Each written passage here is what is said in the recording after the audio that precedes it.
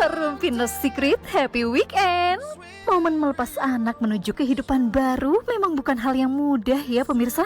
Terlebih bagi seorang ayah yang selama ini selalu menjadi pelindung dan sandaran anaknya. Kali ini kita akan bahas kisah bahagia dari aktor Adjie Pangestu yang baru saja melepas putra tercintanya Raffi Pangestu untuk melangkah ke jenjang yang lebih serius. Raffi Pangestu resmi bertunangan pada 21 Desember 2025 dengan Nabila Febrina. Sebuah momen penuh haru sekaligus bangga bagi Adjie Pangestu dan Annisa Trihapsari sebagai orang tua. Namun bagaimana sebenarnya proses Adjie Pangestu dan Annisa Trihapsari bisa akur kembali pasca bercerai? Dan bagaimanakah dampak yang dirasakan Raffi Pangestu secara psikologis saat harus tumbuh di tengah perceraian kedua orang tuanya hingga kini ia siap membina rumah tangga sendiri? Akhirnya mampir ke sini ada Adjie Pangestu. Apa kabar, Pak? Alhamdulillah baik. Oke, lemes-lemesin aja, jangan terlalu tegang gitu ya, santai. Tegang nih soalnya. Takut apa sih? Ini sih yang pertama yang mau kita tanya, ini kabar yang berikut ini ya. Kita baca ada artikel 3 kali gagal berumah tangga, Adjie Pangestu tak trauma kembali menikah gitu ya. Dan bahkan yang ketiga itu udah 3 tahun yang lalu sebetulnya. Iya sebenarnya udah 3 tahun yang lalu sih, sekitar kurang lebih ya. Kok bisa sih kalau sekarang kan kalau yang lagi rame tuh cerai, rame gitu berseri-seri ceritanya. Iya. Adjie Pangestu di pernikahannya ini gimana cara menyimpan rapat gitu perceraiannya? Kalau artis cerai kan biasanya rame ya. Sebenarnya prosesnya sama aja. Mendaftarkan gugatan atau permohonan cerai itu di pengadilan, tapi kebetulan ada di Bandung, di daerah Sumedang, terus Soreang. Seperti biasa aja, cuman kebetulan nggak kedetek karena memang dari kita berdua juga nggak mau rame-rame gitu. Jadi ya kita nggak klarifikasi, nggak berkelahi juga, nggak memperebutkan sesuatu juga. Jadi kita berpisah baik-baik. Gitu. Bisa baik-baiknya pernikahan setelah 3 tahun pernikahan ya. Yep. 3 tahun. Nah terus sempat datang juga ke pengadilan tuh? Kebetulan karena waktu itu saya syuting, jadi yang mendaftarkan gugatan itu mantan istri. Mantan istri. Ke Soreang. Soreang. Terus? Tapi waktu mengambil akta cerai, itu aku sendiri. Datang, karena kan harus mengikrar talak gitu kan? Ya karena kan memang gak ada yang ngurus. Gak ada yang ngurus ya? Jadi nggak pakai pengacara ya? Pengacara cuma satu dari pihaknya. Jadi untuk berdua gitu ya? Iya untuk berdua. Dari pihaknya sana, itu datang, mereka nggak terlalu heboh juga gitu loh. Dan memang pakai aku pakai masker gitu loh. Cuman kan itu disebutin, Adjie Pangestu gitu loh. Saya nunggu di ruang tunggu sama yang lain-lainnya gitu. Sama yang ngobrol biasa. Ada yang minta gitu. foto juga? Banyak. Sampai petugas pendaftarannya minta foto, yang di dalam minta foto. Banyak. Tapi nggak ada beritanya setitik pun ya. Apa sengaja ya mendaftarkannya di Soreang? Loh kan pernikahannya kan memang di sana. Memang sengaja juga pernikahannya di sana ya? Kebetulan dapetnya orang sana. Memang di sana, ya. Kalau boleh tahu untuk sharing aja gitu ya. Ada nggak sih momen-momen di mana melihat bahwa ketika dulu bercerai sempat kemudian terekspos dengan media dan saling berbalas komentar gitu, melihat efeknya yang akhirnya membuat kita sebagai orang tua atau sebagai keluarga itu ngerasa kayak aduh gitu nyesel deh, kenapa sih harus ribut gitu, ribut di media ya? Ada nggak ada momen itu? Sebenarnya ini semacam edukasi buat orang-orang semua. Iya. Jangan lupa yang namanya jejak digital itu ada. Jadi ketika saya nikah pertama, kedua, ketiga, itu semua ada di internet. Jadi sekarang siapapun, termasuk anak saya dan mungkin nanti cucunya saya atau cicitnya saya, itu bisa baca seluruh apa yang terjadi dengan kakeknya gitu loh, dengan buyutnya. Jadi jejak digital itu akan susah hilang. Jadi lebih baik sekarang diminimalisir jejak digital yang bisa menyakiti hati perasaan orang karena mereka nggak salah. Mereka kayak anak-anak saya, nanti mungkin anaknya itu kan. Iya nggak salah itu. Mereka nggak salah, tapi mereka membaca dan mendengar, mereka kan akan sakit. Sakit hati, sedih, mungkin mereka dibully, mungkin mereka diomongin. Dan itu semua karena kesalahan saya gitu. Kalau dari sepengalamannya Mas Adjie sendiri gitu ya, ada nggak momen di mana anak itu cerita atau apalah dia curhat bahwa cerita orang tuanya di masa lalu itu berdampak ke dia? Iya. Ada? Ada. Jadi Raffi udah mulai bicara heart to heart ke saya gitu loh. Dia menceritakan semua, dia duduk sama-sama, dia cuma bilang begini, sekarang aku mau dengar dari versi papa, apa yang terjadi pada saat itu dulu. Really? Yep, karena aku udah dengar dari mama. Okay. Sekarang papa, dan aku nggak mau judgement, nggak mau menghakimi, aku cuma mau dengar. Karena aku sekarang pengen dengar dari mulut kalian berdua gitu. Usia berapa itu waktu itu? Sekarang usia waktu 20, dia duduk, waktu dia duduk. 23, 24 gitu deh. 23. Pokoknya udah 20-an lah ya. 20-an. Dia gitu. Dia ngomong, jadi dia pengen tahu versi the gitu. realnya gitu. Iya. Dan yang paling miris adalah dia bilang kita sebagai anak kan nggak bisa milih pengen keluar dari keluarga mana gitu loh. Jadi Raffi hanya pengen kita baik-baik aja gitu loh. Itu aja. Kalau dia bisa milih, dia pengen dari keluarga yang nggak broken heart, yang harmonis. Tapi kan dia tidak bisa memilih. Dia keluar dari keluarga yang seperti apa. Makanya dia memohon supaya udah jangan ribut-ribut. Sekarang buat apa ribut-ribut gitu loh. Antar suami dan istri itu atau mantan. Buat apa? Hanya buat keegoisan kita masing-masing.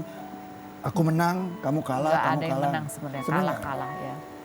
Raffi itu korban banget waktu dia SD. Ada apa ya? Apa yang terjadi? Dia sempat setahun itu ya bengong, dia deep gitu karena anaknya introvert, dia tuh deep gitu. Dia mikirin kenapa orang tua gue seperti ini. Gitu. Jadi banyak kesedihan yang ada di situ dan sekarang saya nggak mau nambah gitu. Dan ini kesalahan saya lagi, kenapa harus bercerai lagi gitu. Tapi ya udah. Jadi ketika dia kecil ternyata dia melihat orang tuanya dan itu dia simpan dan dia tidak katakan. Baru bisa diutarakan setelah dia dewasa di usia 20 itu. Iya. Dan saya tanya, kamu baca semua berita? Baca, dia bilang gitu. Terus apa pandangan terhadap papa? Nggak ada, nggak apa-apa katanya gitu. Saya nggak tahu apa yang dalam pikiran dia ya, tapi dia hanya bilang, papa cerita aja jujur ada apa. Dia penasaran, dia pengen tahu. Aku nggak judgement, nggak salahin papa, nggak salahin bunda. Aku terima papa, aku terima bunda apa adanya. Tapi dia sempat cerita nggak apa yang dia rasain di momen-momen dia bingung itu? Ada apa sih dengan my parents gitu? Ada nggak dia cerita kesedihannya atau apa? Ketika kita berdua masih ego, itu anak bingung. Anak itu mau ikut siapa, pendidikan siapa. Cara bundanya mungkin berbeda dengan cara saya, cara mendidik anak. Jadi anak itu bingung. Saya mau ikut yang ini atau mau ikut yang ini. Tidak sadar kita berkelahi terus. Ada momen kita bersatu. Saya, bundanya, waktu itu sama mantan saya Nadia dan Sultan. Itu akhirnya kita jadi satu. Dan itu merubah semuanya gitu. Merubah semuanya? Ya, merubah. Anak itu yang tadinya pendiam udah mulai keluar gitu. Untuk bercerita, untuk ngobrol gitu. Ada fotonya ya, kita lihat juga ya. Ini juga sempat kita tanya gitu. Dan kita juga senang gitu ngelihatnya. Iya kan? Iya, ini waktu dia wisuda. Hadir di momen penting dia. Iya. Karena menurut Raffi, saya juga penting dalam hidup dia dan Raffi adalah anak saya satu-satunya, jadi kebanggaan saya. Jadi saya harus hadir di dalam momen kebahagiaan dia. Nggak sendiri-sendiri, tapi bersama. Dia pengen ibunya, papanya. Ya, dan semua ada di situ dan orang-orang yang dia kasih. Ini bukan settingan, bukan paksaan, bukan atas dasar kasihan, tapi pure semua orang yang ada di situ atas dasar keikhlasan gitu, untuk ada di situ. Gitu. Apa yang kamu rasakan gitu? Hadir di situ dalam situasi yang berbeda, semuanya berubah gitu. Saya sendiri bahagia. Otomatis kelihatannya Raffi bahagia sekali ngelihat kita bisa berkumpul seperti itu gitu dalam suasana yang damai. Karena kan biar dilihat Sultan dan Nisa itu udah punya kehidupan sendiri yang bahagia. Saya melanjutkan hidup saya. Raffi awal untuk memulai hidup baru juga. Jadi kita semua punya kehidupan. Jadi sebenarnya nggak ada gunanya kalau saya sama bundanya atau sama Sultan kita keributan. Jadi sebenarnya nggak ada. Jadi lebih baik dari sekarang yang ribut-ribut selesaiin aja gitu loh. Nggak usah dilama-lamain gitu. Gak usah dilama-lamain ya. Habis itu masing-masing jalani kehidupan. Kehidupannya. Karena ya life must go on. Ya. Iya, siapa tahu akan ketemu dengan pasangan yang membahagiakan. Lebih cepat lebih baik. Kalau kamu sendiri ya, ya maksudnya suasana yang nggak enak itu berarti 20 tahun usia Raffi itu. Kurang lebih. Kalau suasana yang gak enak waktu Raffi SD kan. SD yang paling nggak enak. Ya, Tapi paling sesudah nggak enak. itu, Setelah dia itu enak. oh sesudah itu biasa aja gitu. Biasa aja sebenarnya. Biasa aja sebenarnya. Biasa Cuman aja. nggak akur-akur banget juga gitu ya. Enggak, akur. Oh akur, oke. Saya Tapi nggak pernah foto bareng. Sering. Oh sering. Sering. Syuting bareng pernah. Kita jalan bareng pernah gitu. Kita sering jalan bareng gitu. Untuk makan bareng pernah gitu. Jadi nggak ada masalah. Seperti tidak ada apa-apa. Gitu. Seperti tidak. Tapi apa yang berbeda dengan ketika Raffi mulai ngomong di usia 20-annya itu? Karena Raffi sudah mulai besar. Sudah banyak keingintahuannya dia tentang semuanya, tentang jati dirinya dia. Jadi dia banyak nanya gitu. Dan di momen itu ketika orang tuanya akhirnya mau bercerita, itu berbeda. Iya. Dan sebenarnya saya udah siap. Karena suatu hari pasti dia akan bertanya soal ini. Saya hanya nunggu gitu loh sampai dia bertanya soal ini. Dulu saya sih agak jahat ya. Saya pernah clipping itu semua berita tuh saya clipping. Karena saya ngerasa ini saya yang benar gitu. Saya harus menjelaskan sama anak saya bahwa saya benar dan saya disakitin. Saya clipping semuanya. Tapi setelah mikir buat apa clipping segini gitu loh. Tentang berita-berita untuk ditunjukin. Yang ada ini akan menyakiti hati dia karena lihat ibunya disakiti oleh saya gitu dengan berita-berita ini. Jadi saya buang, saya tunggu aja dia cerita sama saya. Baru saya ceritakan apa yang terjadi. Wow. Sesimpel itu aja sih. Wow. Iya. Dan kita lihat ini postingan Raffi juga di ulang tahunnya Adjie Pangestu di usia 51 tahun waktu itu ya. Dia bilang happy birthday. Terus yang terakhir ini ya, I just want to say sorry that I can't stand right beside you and always there to be your friend when you're lonely.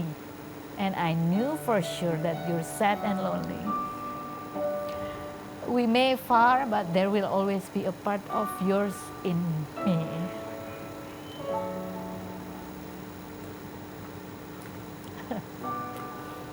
Wow, aku aja terharu banget gitu ya. Ini anak kamu. Nah, ini udah lama, gitu, udah lama. Cuman selalu kalau baca ini emang apa ya? Saya ngerasa banyak salah sama dia. Ya, waktu akhirnya saya bercerai, saya berpisah sama ibunya, akhirnya saya kehilangan dia. Saya menyerahkan Raffi ke ibunya. Saya nggak pernah bareng sama dia nggak pernah tumbuh sama saya gitu. Tapi dia tumbuh menjadi anak yang baik, sangat perhatian sama saya itu. Jadi itu sangat luar biasa. Gitu. Saya nggak perlu kado apapun, tapi kata-kata ini memang sampai saya capture gitu loh, saya simpen khusus. Ini yang sangat berarti dalam hidup saya karena Raffi adalah anak satu-satunya. Saya kemarin sempat ngomong sama Nisa.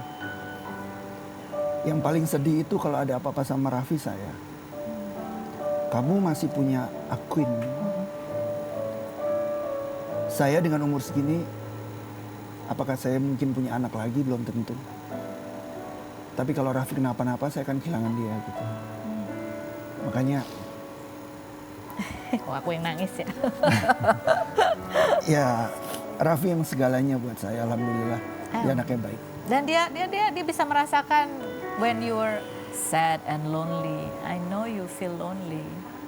Ya, kadang memang lonely. Tapi saya isi semuanya itu dengan main basket. Dengan cheer up, ya dengan cheer up. Karena saya sekali lagi saya nggak mau orang sekitar saya itu bersedih karena saya. Saya belajar untuk saya nggak mau menjadi penyebab orang lain bersedih. Apapun itu. Jadi saya menjaga itu. Apa pesan kamu ke Raffi? Raffi adalah anak laki-laki, dia nanti akan menikah menjadi kepala keluarga gitu, Iya. untuk keluarga kecilnya. Apa pesan kamu untuk dia? Ya, ini memang ada kaitannya dengan masalah yang lagi kita hadapin. Sebenarnya pesan buat Raffi, jadilah diri dia sendiri. Jangan dia mengambil keputusan hanya berdasarkan kebahagiaan orang lain. Ya, itu pesannya saya saat ini. Apapun yang mau dia lakukan, apapun yang mau dia putuskan, itu jangan berdasarkan atas kebahagiaan orang lain, tapi berdasarkan atas keputusan dia sendiri yang sudah dipikirkan dan kebahagiaan dia. Dia udah cukup menderita. Jangan dia menderita untuk dirinya sendiri. Kamu melihat anak-anak yang keluarganya broken home itu cenderung untuk ingin membahagiakan dua pihak sehingga lupa pada dirinya sendiri. Ya, kadang-kadang saya ngelihatnya gitu, anak-anak broken home mereka di-force untuk membahagiakan orang lain termasuk orang tuanya tanpa memikirkan kebahagiaan dia sendiri. Dan itu nggak baik untuk dirinya sendiri sebenarnya. Takutnya di masa depannya, gitu. Apalagi Raffi itu introvert, jadi Kayak kamu. sedikit introvert tapi bisa ekstrovert tergantung suasana. Jadi ya orang tuanya pasti akan bahagia apapun pilihan dia dan selalu support. Dia tidak perlu lagi menenggang perasaan Iya, bapaknya atau ibunya. saya 100% akan support keputusan dia, apapun itu. Tapi kita harus ngobrol banyak dulu. Apa juga nasihat kamu ya berdasarkan pengalaman kamu terhadap orang-orang atau public figure yang memang tersorot media ketika harus menjalani perpisahan. Nanti namanya perpisahan, kalau dia damai kan dia nggak cerai gitu ya. Ketika ada konflik di dalamnya, ada perasaan marah, ada perasaan benar, kamu salah, aku benar, dan perasaan tersakiti ya. Apa? Untuk pasangan yang belum menikah atau yang sudah menikah tapi mereka sedang punya menghadapi masalah. perceraian. Ya, yang mana? Semuanya deh. Oke. Semuanya. Yang terakhir dulu, di ujung dulu, yang sedang menghadapi perceraian. Yang sedang menghadapi perceraian. Sebaiknya kata-kata yang sering didengar itu aib ditutup, itu sebaiknya benar-benar dilakukan. Aib ditutup. Sebenarnya salah atau benar itu kalau menurut pribadi ya, maaf kalau nggak setuju semua di sini. Salah atau benar itu sebenarnya bukan urusan pengadilan, karena di dalam pernikahan itu kita nggak pernah bisa bilang kamu salah, saya benar, atau saya benar atau kamu salah. Dua-duanya ada salahnya, dua-dua ada benarnya. Jadi pengadilan itu hanya memutuskan apa-apa yang menjadi keributan. Ada 3 biasanya jadi keributan. Pertama, kesepakatan untuk bercerai. Kedua, anak. Ketiga, gonogini, harta gonogini. Pengadilan lah yang memutuskan. Tapi pengadilan tidak memutuskan kalau menurut saya, kamu salah, kamu benar dalam menjalankan pernikahan. Karena pengadilan tidak hadir di dalam pernikahan itu. Jadi saya pikir setiap orang lebih baik-baik aja, menikah baik-baik. Kalau mau nanti saya kasih tahu caranya kenapa saya yang pertama, kedua nggak terlalu lama untuk bercerainya. Tanpa ada keributan, tanpa ada keributan sama konflik. sekali. Iya, saya setuju sih. It takes two to tango ya dalam sebuah pernikahan. Berhasil karena berdua, Ya, gagal juga karena berdua. ya. Oke, dan jejak digital jangan lupa. Anak-anak mungkin tidak berbicara saat ini, tapi dipendam. Dan kita nggak pernah tahu ya, alhamdulillah kalau dia tumbuh baik-baik saja. Ya. Tapi kita nggak pernah tahu. Kemarahan mungkin ada di situ, ada kesedihan, ada kekecewaan. Ya. Kalau dia ketemu sama sesuatu yang men-trigger ke arah yang amit-amit ya. Jadi ya kita yang dewasa baiknya menjadi orang dewasa. Tuh, setuju. Makasih Mas. Ajik. Setuju. Bahagia dan haru datang silih berganti. Seperti yang kini dirasakan Adi MS dan Memes yang melepas putra keduanya Tristan Juliano yang menikah. Meski bangga dan bahagia, ada rasa haru saat rumah kini terasa berbeda. Benarkah Adi dan Memes sedih hingga harus menyibukkan diri agar tak merasa kesepian di rumah? Adi MS dan Mbak Memes? Yes. Pernah bikin pantun nggak buat istrinya? Gak Ayo, bisa, gak bisa. tantangin. Gak bisa. Ayo, Kak. apa? Aku nggak romantis. Kita bikin romantis. Nggak penting romantis, yang penting setia. Amin. Amin. Ini kemarin pasangan ini baru mengantar putra keduanya ya memasuki jenjang pernikahan. Ada videonya dan ada momen yang menarik juga mau kita tanya karena ada momen Mas Adi MS tuh mencium kaosnya Tristan. Coba kita lihat yang berikut. Jadi itu mencium kaos tuh apa, lagi iseng aja atau tombol kangen? Ya ngebayangin orang yang selama ini ada di rumah, aku bisa lihat anytime gitu, ke kamarnya kita bercanda gitu. Sekarang kamar dia kosong.